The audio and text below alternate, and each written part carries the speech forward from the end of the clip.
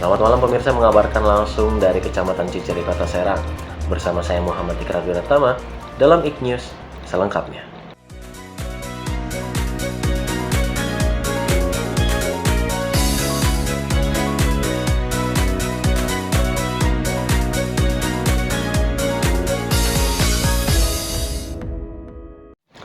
Baik pemirsa, dalam Learning Journal kali ini, saya masih akan membahas tentang perkuliahan mata kuliah teknik reportase dan investigasi berita.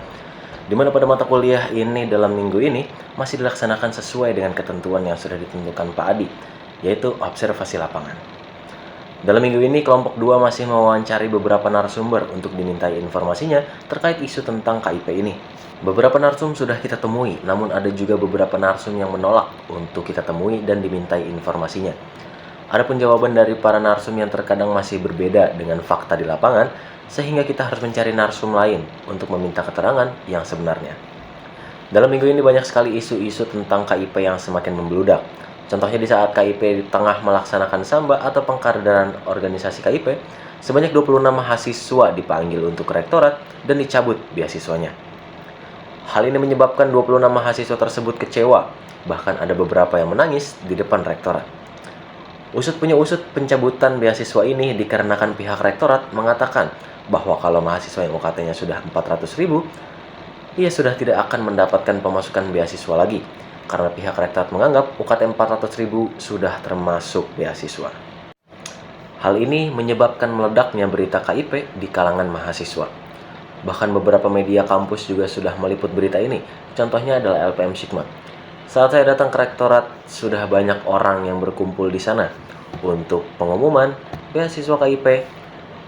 Apakah benar beasiswa tersebut dicabut atau tidak? Ternyata pihak rektorat tidak memberikan jawaban yang jelas pada saat itu, melainkan menyuruh mahasiswa yang tercabut tersebut untuk sabar menunggu di tanggal 26 November 2025. Namun sampai saat ini belum ada informasi yang pasti terkait pencabutan 26 orang mahasiswa tersebut. Banyak orang-orang juga bertanya, kenapa hal ini bisa terjadi, padahal UKT 400.000 itu untuk orang-orang yang tidak mampu, tetapi malah tidak diberi pemasukan beasiswa.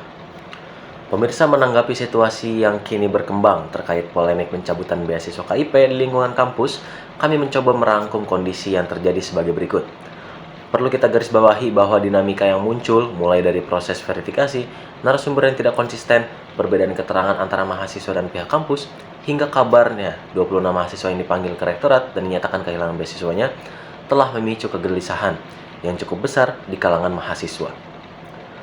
Terlebih keputusan sepihak mengenai status UKT sebesar Rp400.000 yang dianggap sudah termasuk bantuan beasiswa dinilai tidak transparan dan menimbulkan pernyataan yang serius di publik mahasiswa. Hingga saat ini, pemirsa, belum ada kejelasan resmi dari pihak rektorat. Mahasiswa yang bersangkutan diminta menunggu hingga tanggal 26 November, namun penjelasan lanjutan belum juga disampaikan.